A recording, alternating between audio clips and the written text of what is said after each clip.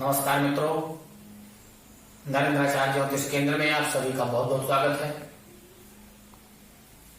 पिछले वीडियो में हमने बताया था विवाह लगन संशोधन विधि। विवाह लगन का संशोधन कैसे करें, हमने एक सूत्र भी बताया था, सूत्र की व्याख्या भी किया था और विस्तृत जानकारी उसमें दिया था कौन सा ग्रह किस स्थान पर विवाह लगन में नहीं होना चाहिए। आज उसी कड़ी को आगे बढ़ाते हुए हम इस वीडियो में बताएंगे कि कौन सा ग्रह किस स्थान पे होना चाहिए। लेकिन जब भी आप विवाह लगन संशोधन करें, हमारे पिछले वीडियो को जरूर देखें, क्योंकि वो उसकी प्रथम शर्त है। आज हम उसी के विस्तार में थोड़ा सा और आगे बढ़ते हैं। तो आज चर्चा करेंगे किन किन स्थानों में शुभ ग्रह शुभ फल देने वाले होते हैं और किन किन स्थानों में पाप ग्रह शुभ फल देने वाले होते हैं। तो जैसे कि माना कि हम इस चक्र के माध्यम से समझाने का प्रयास करते हैं, शुद्ध विवाह लगन, शुद्ध विवाह लगन। तो हमने एक लगन चक्र बनाया, हमने मान लिया कुंभ लगन को, मान लिया हमने कि कुंभ लगन में विवाह करवाना है। तो अब देखें कि इसकी जो ग्रही स्थिति है तो किन किन स्थानों में शुभ मानी जाएगी और किन किन स्थानों पर अशुभ मानी जाएगी। तो इसकी कुछ शर्तें हैं, कुछ नियम हैं। उन नियमों को, उन शर्तों को लगा करके इसमें देखते हैं तो कौन कौन से नियम हैं। इसका जो फर्स्ट नियम है वो इस प्रकार से है। ये फर्स्ट नियम यहां लिखा हुआ है। इसमें लिखा हुआ है 3, 11, 6 और 8 स्थानों में। कहां पे? 3, 11, 6 और 8 स्थान में सूर्य, केतु, राहु, शनि अच्छे माने जाते हैं, श्रेष्ठ फल देने वाले होते हैं। यानी विवाह लगन हमने कौन सी माना? कुंभ लगन की हमने विवाह लगन बनाया। तो अब इसमें देखें कि 1, 2, 3 इस तीसरे स्थान में यदि सूर्य हो जाए, केतु हो जाए, राहु हो जाए अथवा शनि हो जाए, ये शनि हो जाए। 4 ग्रह कौन कौन से? सूर्य, केतु, राहु और शनि यदि विवाह लगन से तीसरे घर में विराजमान है तो वह लगन अच्छी मानी जाती है। इसकी प्रथम शर्त इसकी पूरी होती है। जरूरी नहीं कि 4 ग्रह इस स्थान पे हो जाए, 4 में से कोई भी ग्रह इस स्थान पे हो जाए। और अगली शर्त क्या कहता है? 11, यानी कि यही 4 ग्रह, इन 4 ग्रहों में से कोई भी ग्रह कहां हो जाए? इस स्थान पे हो जाए। 11 स्थान में सूर्य हो जाए, शनि हो जाए, राहु हो जाए और केतु हो जाए। तो 3 और 11 में ये ग्रह ये अच्छे परिणाम देने वाले होते हैं। और अगला क्या कहता है? 6वां स्थान, यानी लगन से 6वां स्थान। तो गिन लेते हैं यहां से 1, 2, 3, 4, 5, 6, यानी कि 6वें स्थान। इस स्थान में भी ये 4 में से कोई ग्रह विराजमान हो जाए तो अपनी शर्त को ये पूरी करता है। तो यहां पे भी सूर्य हो जाए अथवा केतु हो जाए, राहु हो जाए अथवा शनि हो जाए, 4 ग्रहों में से कोई भी ग्रह इस स्थान में भी शुभ माना जाता है, अच्छा माना जाता है। और इस स्थान में भी 8वें स्थान में भी पाप ग्रह शुभ माने जाते हैं। 8वें स्थान में भी इन 4 ग्रहों में से अगर कोई भी ग्रह विराजमान हो जाता है तो शुभ माना जाता है, विवाह के लिए वह उत्तम माना जाता है। तो किन किन स्थानों में? तीसरे स्थान में, 6वें स्थान में, 8वें स्थान में और 11वें स्थान में पापक ग्रह। इन स्थानों में से 4 में से कोई भी एक ग्रह विराजमान है तो विवाह लगन के लिए वह शुभ माना जाता है और अपनी प्रथम शर्त पूरी करता है।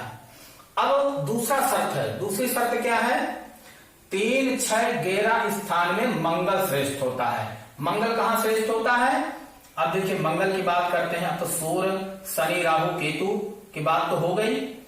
अब क्या करते हैं? मंगल की बात करते हैं कि किन किन स्थानों में मंगल जो है शुभ होता है और किन किन स्थानों में मंगल अशुभ होता है। तो इसकी दूसरी शर्त है कि 3, 6, 11 में, यानी मंगल लगन से तीसरे 1, 2, 3, तो लगन से तीसरी जो है यहां मंगल विवाह लगन शुभ माना गया है। और छठवां स्थान यहां पे मंगल जो है ना शुभ माना गया है। और 11वां स्थान यहां पे भी मंगल को विवाह लगन में शुभ माना गया है। यानी मंगल या तो इस स्थान में हो तो अच्छा फल देने वाला होता है विवाह लगन में, या कि छठवें स्थान पे हो तो अच्छा फल देने वाला है विवाह लगन में। और यदि 11वें स्थान पे मंगल विराजमान है तो 11वें स्थान में भी मंगल का श्रेष्ठ फल होता है। लेकिन मंगल को 8वें घर पे नहीं होना चाहिए। 8वें घर का मंगल किसी भी प्रकार से विवाह लगन में अच्छा नहीं माना गया है। हर प्रकार से इसको विवाह लगन में निषेध किया गया है। अब इसकी तीसरी शर्त है विवाह लगन में। तीसरी शर्त क्या है? 2, 3, 11 स्थान में चंद्रमा श्रेष्ठ होता है। अब देखिए मंगल की बात भी हो गई, अब चंद्रमा की बात करते हैं कि चंद्रमा विवाह लगन के किन किन स्थानों में अच्छा फल प्रदान करता है, शुभ प्रकार शुभ होता है। तो देखिए यहां पे अब देख रहे हैं चंद्रमा को भी, तो 2, 3 और 11 यहां से गिनेंगे तो 1 और 2, यानी कि चंद्रमा इस स्थान में जो है ना अच्छा परिणाम देने वाला होता है। विवाह लगन में अगर दूसरे घर में चंद्रमा विराजमान है तो उसको बहुत अच्छा श्रेष्ठ माना गया है। और क्या कहता है? तीसरे घर पे, यानी चंद्रमा यहां है तो भी ठीक है, अगर यहां नहीं है, यहां विराजमान है तो भी चंद्रमा अच्छा परिणाम देने वाला है। तीसरे घर में भी चंद्रमा को अच्छा माना गया है, उत्तम माना गया है। और 11वां घर, यानी चंद्रमा यदि यहां भी नहीं है, यहां भी नहीं है, तो चंद्रमा यदि यहां विराजमान है तो यहां भी चंद्रमा का जो फल होता है बहुत अच्छा माना गया है, उत्तम फलदायक माना गया है। तो चंद्रमा वाली शर्त भी पूरी हो गई। कहां पे हो?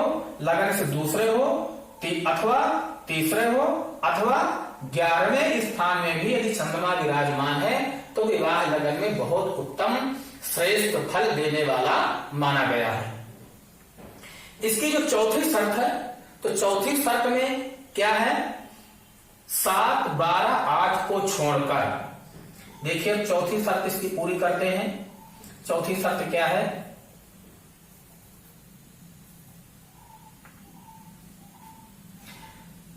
7, 12, 8 को छोड़ करके, तो विवाह लगन से गिन लो 1, 2, 3, 4, 5, 6, 7, यानी इस स्थान को छोड़ करके।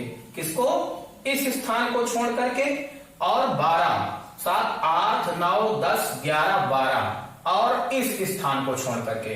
ठीक, इस स्थान को छोड़ दे 7वें को और 12वें स्थान को छोड़ करके, 8वें घर को और इस स्थान को छोड़ करके।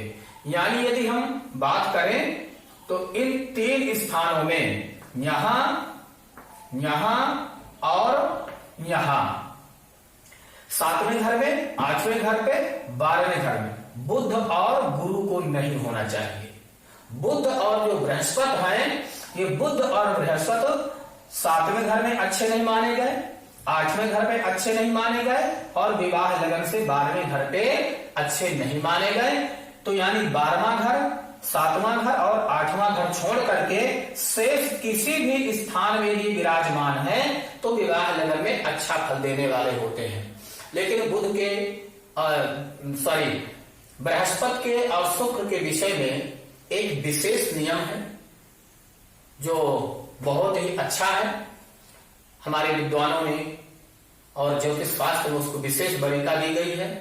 वो नियम इस प्रकार से है, यदि विवाह लगन से केंद्र और त्रिकोण में, यानी कि यहां, यहां, यहां, यहां और यहां, प्रथम स्थान पे, चौथे घर पे, प्रथम घर पे, चौथे घर पे, पंचम घर पे और नवम घर पे और 10वें घर पे शुक्र और बृहस्पति विराजमान है केंद्र में और त्रिकोण में। 7वें घर पे नहीं होना चाहिए। 7वें घर पे बृहस्पति देव को निषेध किया गया है। तो 7वें घर को छोड़ करके शेष स्थान में यदि बृहस्पति देव विराजमान है अथवा शुक्र केंद्र त्रिकोण में कहीं भी विराजमान है, तो उनमें इतनी क्षमता होती है कि यदि लगन में किसी भी प्रकार का दोष हो तो उस दोष का निवारण कर देते हैं, उस दोष के प्रभाव को कम कर देते हैं, खत्म कर देते हैं। ऐसा विद्वानों ने भी माना है, ऐसा ज्योतिष शास्त्र का भी कथन है।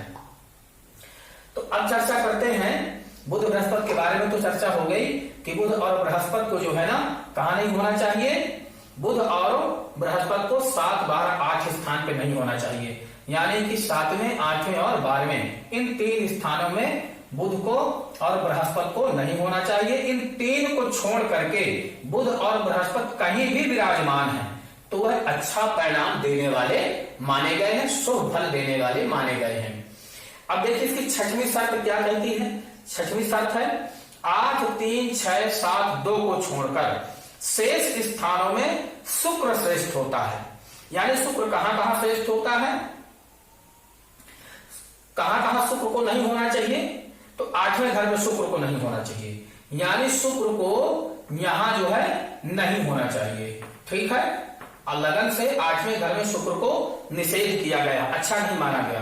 तीसरे घर पे शुक्र को नहीं होना चाहिए, यानी शुक्र को लगन से तीसरे घर पे भी नहीं होना चाहिए। और कहा नहीं होना चाहिए, 6वें घर में शुक्र को नहीं होना चाहिए। 6वें घर का शुक्र विवाह लगन में अच्छा नहीं माना गया। 7वें घर में भी शुक्र को नहीं होना चाहिए, यानी शुक्र को इस घर में 7वें घर में विवाह लगन से नहीं होना चाहिए। और दूसरे घर में भी शुक्र को नहीं होना चाहिए।